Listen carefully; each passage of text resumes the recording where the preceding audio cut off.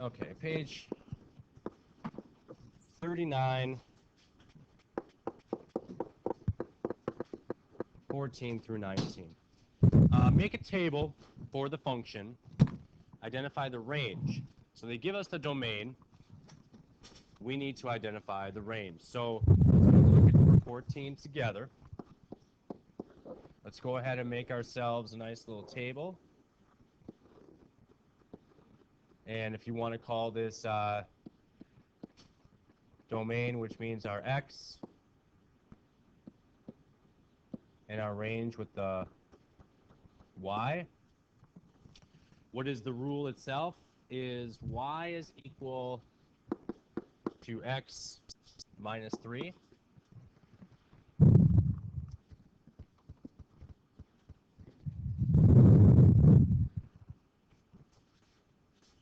And they actually give us the domain.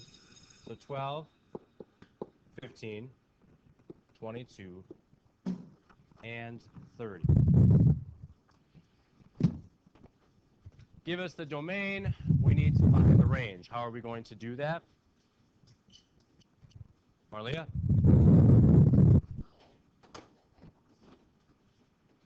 Right, so 12 minus 3 gives us, and then 15 minus 3, 22 minus 3, and 30 minus 3. Okay, so that's what they want you to do there. You make a table, and then you will finish it. Try number 15.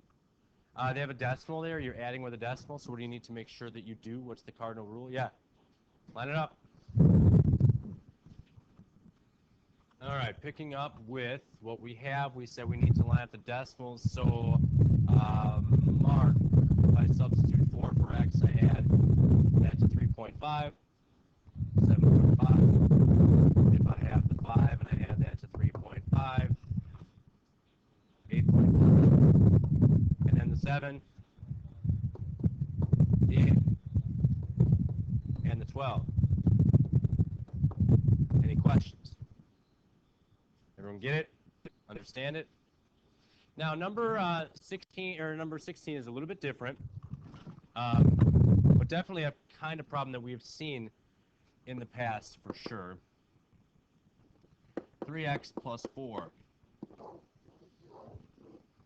So our x and our y. For the domain, they give us 0, 5, 7, and 10. Now, there's actually 2 operations that are going on in this particular problem, this particular rule. First of them being multiplication, and then followed by addition. So I sub in the 0 for x, and I add 4 to it. What is 3 times 0 plus 4? That's 5. 3 times 5? 15 plus 4. Okay, the 7.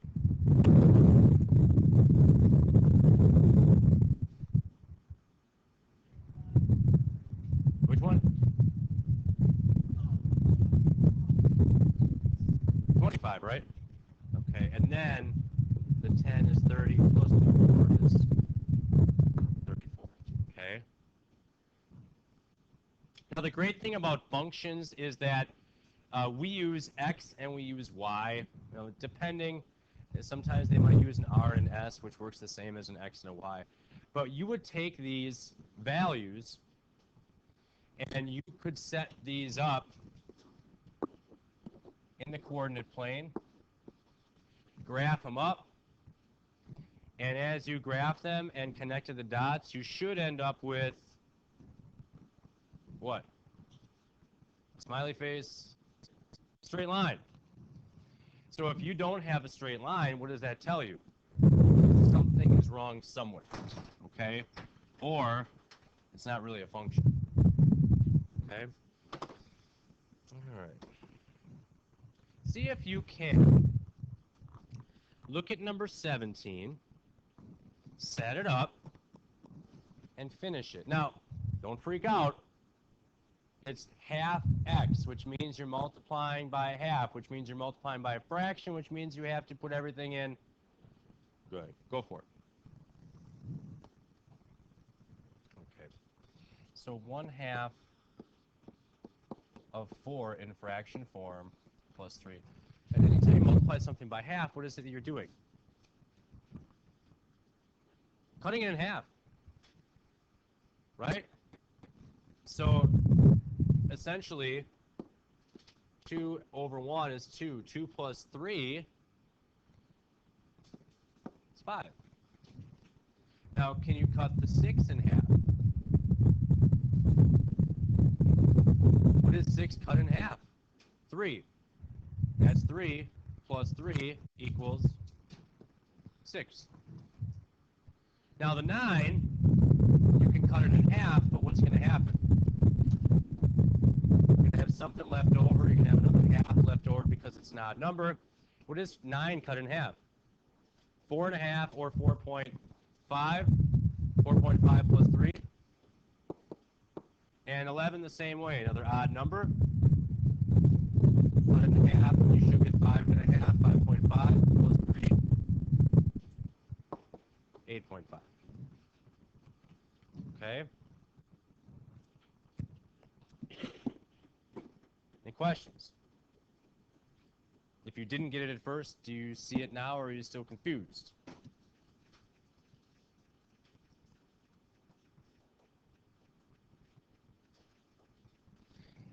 $18. Again, the fractions won't go away. There's just more to do with them.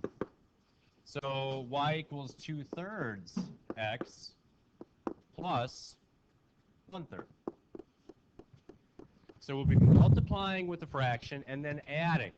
So when I multiply, I'll need to make sure that my number's in fraction form. When I add, I'll need to make sure that my fractions have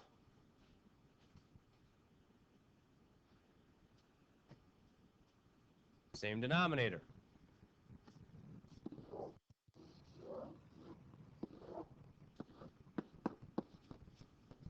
In the 4, 6, 8. Okay, so let's take a look at the first one. 2/3 times 4 plus 1/3. So here's what I got to do. Multiply, nothing there that I can simplify. So what is 2/3 times 4/1? Yes? Yeah, we'll just call it 8/3, right? And if I added the 1/3, do I have common denominators? Are they both in thirds? So how many thirds do I have after I add the 1/3 to the 8/3? 9. 9/3 is better known as 3. All that just for 3. Okay? Can you try 6, 8, and 12 now that you've been shown? Okay. So let's take a look then. 2/3 of 6 plus 1/3. All right. Now, my recommendation would be normally diagonal, right? But what happens if I do that? Then when I add them, I'm going to have to convert back to a common denominator again. So let's leave it as is for now. What's 2 times 6? 12. 12 over 3 plus 1 over 3 gives us 13 over 3. 3 into 13, how many times? 4 is 12. How many are left from the 13 if I took 12 away? 1/3.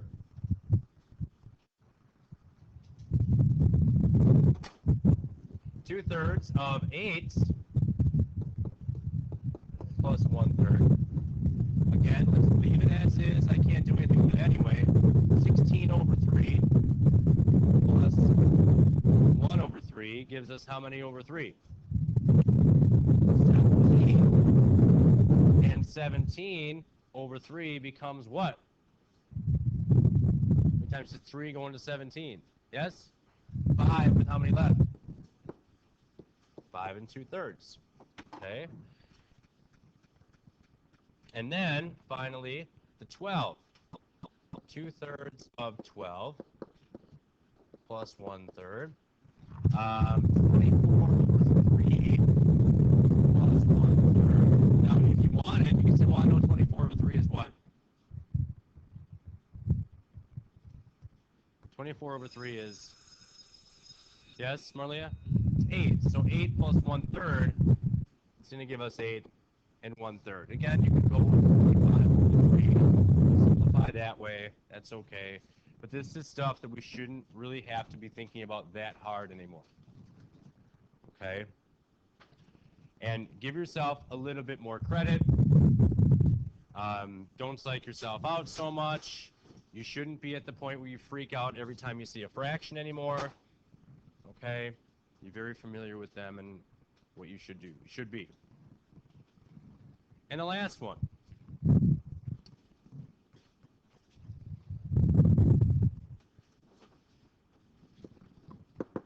A little bit more complex, however, far from impossible.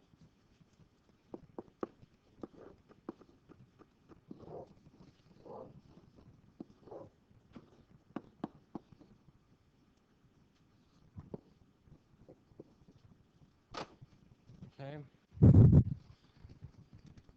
So we've got some multiplication, we've got some addition, we've got some division. What's the order we need to go with these? What's the last thing that's going to happen is going to be the what? The last thing that's going to happen in this problem. The multiplication, the addition, or the division? Marlia? Not the addition. I know normally you think order of operations, that would be the last thing. Mark? Division, why?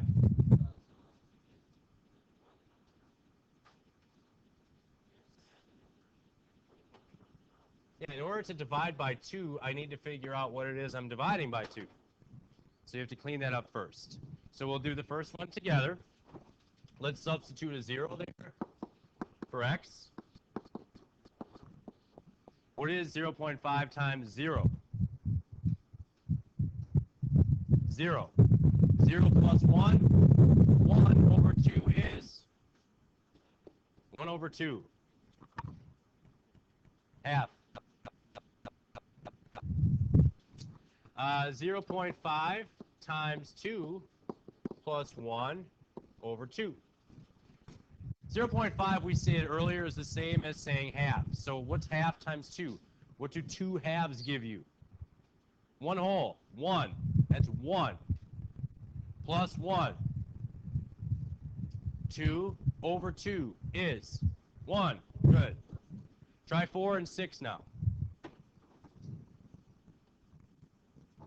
The 4. 4 halves. 4 halves give you 2 plus 1 is 3. 3 over 2?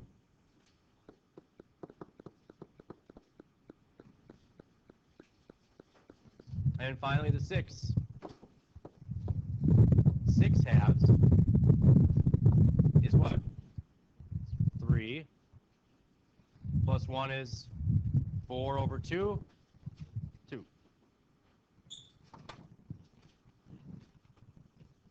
Okay.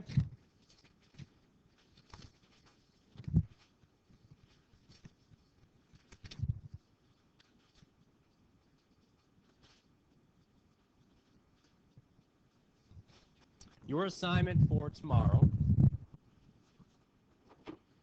page 56, 35 and 36.